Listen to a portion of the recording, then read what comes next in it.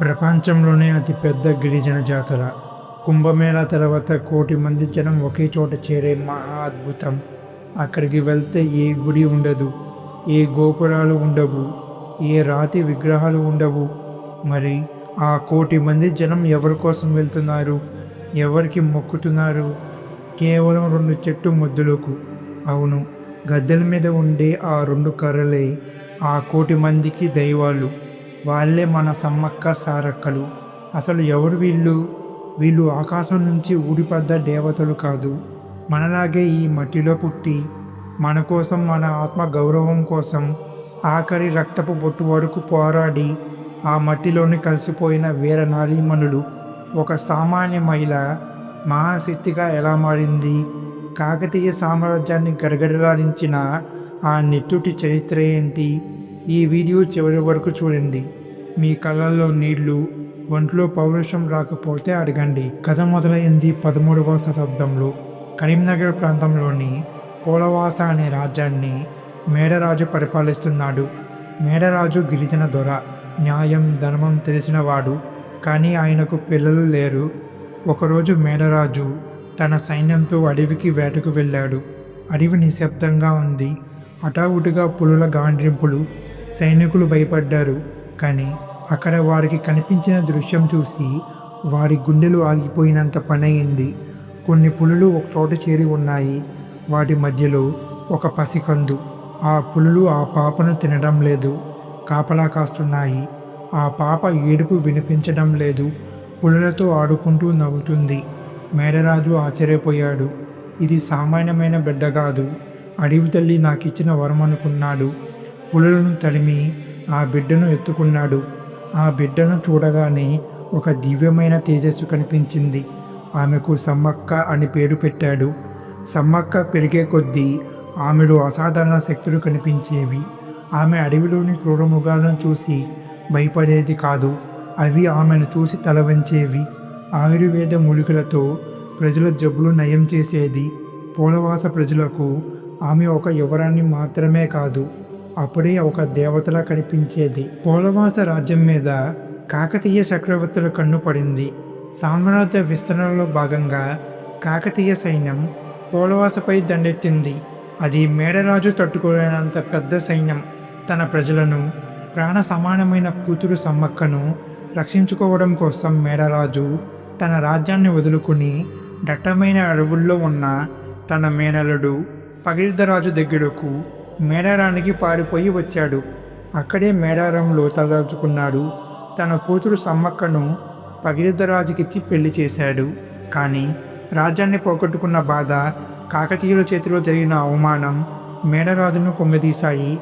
ఎప్పటికైనా నా జాతి ఆ కాకతీయుల మీద గెలవాలి అనే కసిని గుండెలో దాచుకునే మేడరాజు అనారోగ్యంతో, మానసిక క్షోభతో మేడారంలోనే కన్నుమూశాడు. తండ్రి పడ్డ ఆవేదన సమ్మక్క గుండెల్లో బలంగా నాటుకుపోయింది. మేడరాజు మరణం తర్వాత మేడారం బాధ్యత పగిడిద్దరాజు చేతికి వచ్చింది. కాకతీయులకు సామంతుడిగా ఉంటూనే రాజ్యాన్ని పాలించాడు. సమ్మక్క అడుగుపెట్టాక మేడారం సస్యశ్యామలం అయింది. వీరికి 3 పిల్లలు పుట్టారు. వాళ్ళు సారాలమ్మ, ఈమెనే సారక్క అని పిలుస్తారు. తర్వాత నాగులమ్మ, చివరగా జంపన్న అనే వీరకుమారుడు పుట్టాడు. సమ్మక్క కడుపున పుట్టిన ఆ 3 బిడ్డలు సామాన్యులు కాదు. ముందుగా జంపన్న. మేడారం గూడెంలో యువకులందరికీ జంపన్నే నాయకుడు. చిన్నప్పటి నుంచే తల్లి దగ్గర ధైర్యం, తండ్రి దగ్గర యుద్ధ విద్యలు నేర్చుకున్నాడు. అడవిలో ఏ క్రూరమృగం వచ్చినా, శత్రువులు కండుపడినా ముందు ఉండేది జంపన్నే. అందుకే ప్రజలకు జంపన్న అంటే అంత నమ్మకం. ఇక నాగులమ్మ, సమ్మక్క 2వ కూతురు. తల్లిలాగే శాంత స్వభావం, కానీ అవసరమైతే ఆదిశక్తిలా మారే తత్వం. అక్క సారాలమ్మకు, తమ్ముడు జంపన్నకు ఎప్పుడూ తోడుగా ఉంటుంది. గిరిజన వైద్యంలోనూ విలువిద్యలోనూ నాగులమ్మ ఆరుతేరింది. తండ్రి పగిడిద్దరాజు పక్కనే నిలబడి రాజ వ్యవహారాలు చూసుకునేది. చివరిగా సారక్క, పులిగడుపున పులే పుడుతుందంటారు. సమ్మక్క కూతురు సారాలమ్మ కూడా తల్లికి తగ్గ తనయ. అందంలోనే కాదు, ఆయుధ విద్యలోనూ ఆరుతేరింది. ఆమెకు ఈడుజోడు దొరకాలి కదా. అందుకే పగిడిద్దరాజు తన మేనలుడైన గోవిందరాజుతో సారక్క పెళ్లి నిర్ణయించాడు. గోవిందరాజు సామాన్యుడు కాదు, కండలు తిరిగిన వీరుడు. మామ పగిడిదరాజుకు చేడోడు వాడోడుగా ఉండేవాడు. మేడారం గూడెంలో డప్పులు మోగాయి. గిరిజన సాంప్రదాయం ప్రకారం అడవి పూలతో ఆటపాటలతో సారక్క గోవిందరాజుల కళ్యాణం కన్నుల పండగగా జరిగింది. ఆ కొత్త జంటను చూసి అడవి తల్లి కూడా మురిసిపోయింది. సమ్మక్క తన కూతురు అల్లుడిని చూసి ముచ్చటపడింది. ఆ జంట కలిసి జీవించడం మొదలుపెట్టారు. కానీ విధిరాతను ఎవరు మార్చగలరు? ఆ కొత్త జంట సంతోషం ఎంతో కాలం నిలవలేదు. వారి దాంపత్య జీవితం మొదలైన కొన్నేళ్లకి మేడారం మీద కరువు నీలినీరులు కమ్మాయి. మేడారం ప్రాంతంలో భయంకరమైన కరువు వచ్చింది. వర్షాలు లేవు, పంటలు పండలేదు, వాగులు ఎండిపోయాయి. ప్రజలు తిండి లేక అలమటిస్తున్నారు. సరిగ్గా అదే సమయంలో ఓరుగలను పాలిస్తున్న కాకతీయ చక్రవర్తి ప్రతాపరుద్రుడు తన సామ్రాజ్య విస్తరణలో మునిగి ఉన్నాడు. యుద్ధాల వల్ల ఖజానా ఖాళీ అవుతుంది. దాంట్లో సామంతులందరూ ఖచ్చితంగా పన్నులు అనగా ట్యాక్స్ కట్టాలి అని ఆజ్ఞ జారీ చేశాడు. ప్రతాపరుద్రుడి మంత్రులు మేడారం వచ్చారు. పన్ను కట్టండి అని హుకుం జారీ చేశారు. పగిడిద్దరాజు చేతులు జోడించి, అయ్యా, మా ప్రజలకు తినడానికి తిండి లేదు, ఇక పన్నులు ఎక్కడి నుంచి కడతాం, ఈ ఒక్కసారికి మన్నించండి అని వేడుకున్నాడు. కానీ కాకతీయ మంత్రులు వినలేదు. అది అవమానంగా భావించారు. ఈ విషయం ప్రతాపరుద్రుడికి చేరింది. సామంతుడే ఉండి చక్రవర్తి ఆజ్ఞనే ధిక్కరిస్తాడా? పగిడిద్దరాజుకు ఎంత పొగరు అని ప్రతాపరుద్రుడు ఆగ్రహించాడు. నిజానికి కాకతీయులు గొప్పవారే, కానీ ఆ సమయంలో పరిస్థితులు అపార్థాలు యుద్ధానికి దారితీశాయి. పగిడిద్దరాజు పన్ను కట్టలేకపోవడం తిరుగుబాటుగా భావించిన కాకతీయులు మేడారంపై దండయాత్ర ప్రకటించారు. అది కేవలం ఒక సైన్యం కాదు, ఒక ప్రళయం. ఓడిగొల్లు కోట ద్వారాలు తెరుచుకున్నాయి. యుగేంద్రుడి నాయకత్వంలో వేల సంఖ్యలో ఏనుగులు, లక్షలాది గుర్రాలు, కత్తులు పట్టిన పదాజి దళం కదిలింది. వారి అడుగుల శబ్దానికి అడవి తల్లి ఉలిక్కిపడింది. భూమి కంపించింది. ఆ భారీ సైన్యం లక్కవరం సరస్సును దాటుకుని దట్టమైన అడవులను ఛేదించుకుని మేడారం ముఖద్వారం అయిన సంపెంగవాగు దగ్గరకు చేరింది. ఇటుపక్క చూస్తే వేల మంది కాకతీయ సైనికులు, అటుపక్క చూస్తే గుప్పిడి మంది గిరిజన వీరులు. కానీ ఆ గిరిజనుల గుండెల్లో భయం లేదు, సమ్మక్క నింపిన ధైర్యం ఉంది. మొట్టమొదట ఆ సైన్యాన్ని చూసి రక్తం మరిగిపోయింది సమ్మక్క కొడుకు జంపన్నకు. సంపెంగవాగు దాటితే కదా గూడెంలోకి వచ్చేది. అందుకే ఆ వాగు దగ్గరే అడ్డుగోడలా నిలబడ్డాడు. తన గిరిజన సైన్యంతో కలిసి జంపన్న చేసిన యుద్ధం చూసి కాకతీయ సైనికులు బెంబేలెత్తిపోయారు. గంటలు గడుస్తున్నా వాగు దాటలేకపోయారు. కానీ వెనక నుండి వచ్చిన శత్రు సైన్యం జంపన్నను చుట్టుముట్టింది. ఒంటి నిండా గాయాలు అయ్యాయి. నా శవం కూడా శత్రువుల చేతికి చిక్కకూడదు అని ఆ వీరుడు సంపెంగవాగులో దూకి వీరమరణం పొందాడు. అప్పటి వరకు తెల్లగా పారిన ఆ వాగు నీళ్లు జంపన్న రక్తంతో ఎర్రగా మారాయి.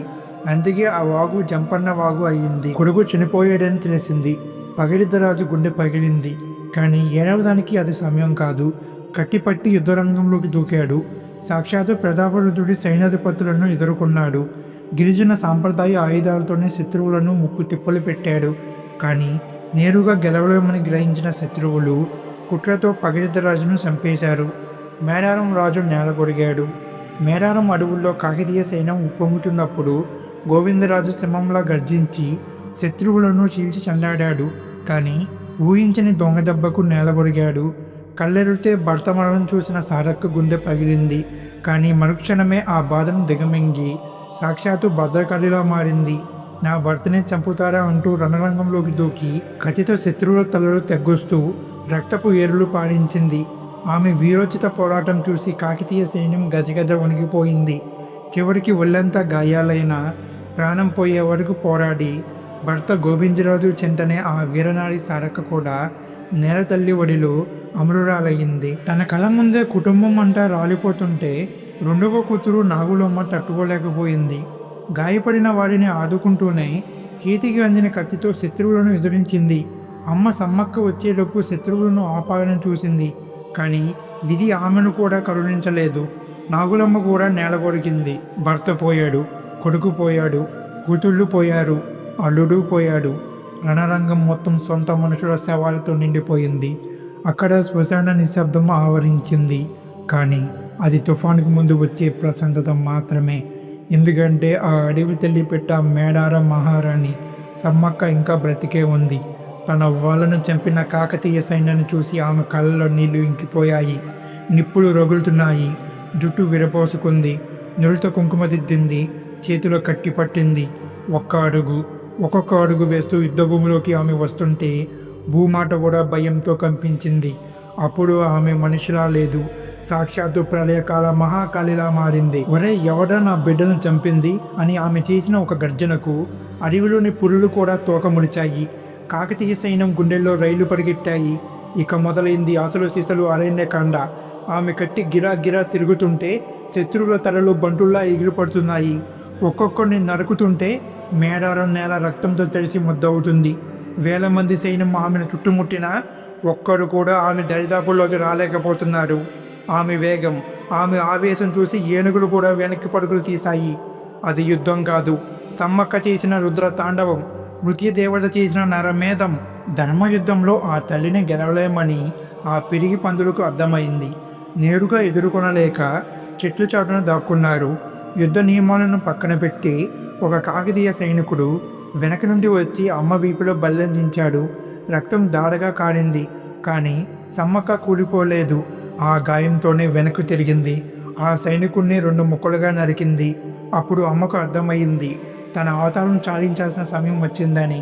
నా పౌరుషం ఈ మట్టిలో కలవాలి, కానీ నా శరీరం మాత్రం శత్రువుల కంట పడకూడదు అని నిర్ణయించుకుంది.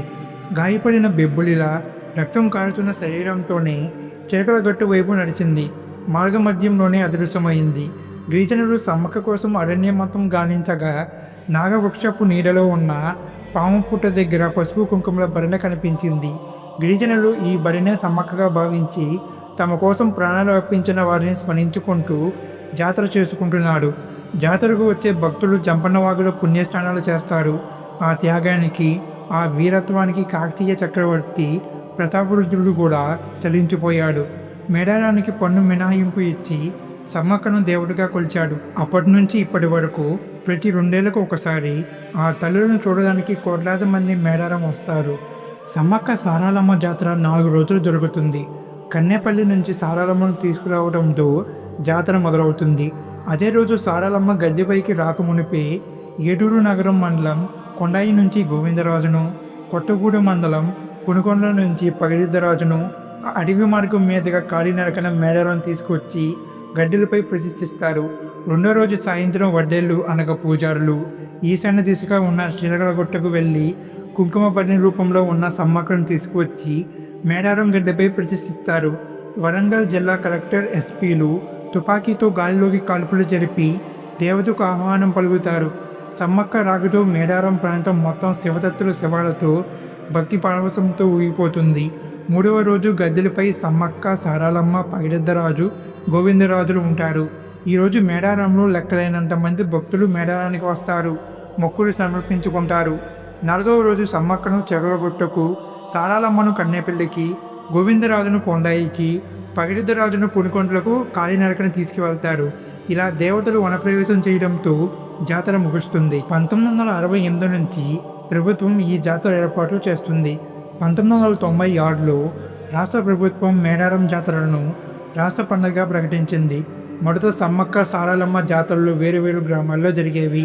సారాలమ్మను సైతం కన్నెపల్లి నుంచి మేడారంలోని సమ్మక్క గద్దెల వద్దకు చేర్చడం 1960 నుంచి మొదలైంది. అప్పటి నుంచి మేడారం జాతర సమ్మక్క సారాలమ్మ జాతరగా మారింది.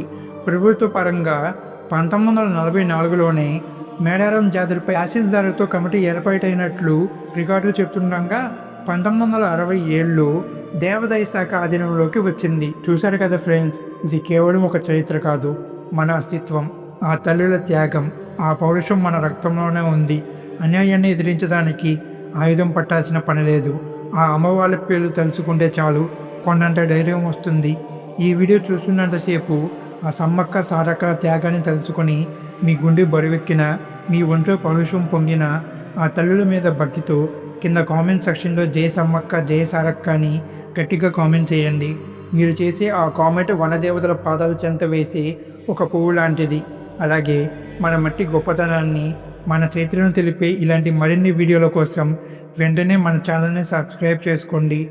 మనస్ఫూర్తిగా మన ఛానల్ని ఆదరించే మీ అందరిపై ఆ మేడారం తల్లుల ఆశీస్సులు, దీవెనలు ఎల్లప్పుడూ ఉండాలని కోరుకుంటూ జై సమ్మక్క, జై సారక్క.